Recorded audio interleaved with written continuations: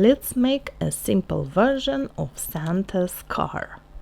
I obtained this A4 image of the Santa truck on the internet, and I've prepared all the cardboard parts in advance. I'm using foam paper on the inside and also outside of the car, and for variety I decided to use some popsicle sticks. This is the car interior.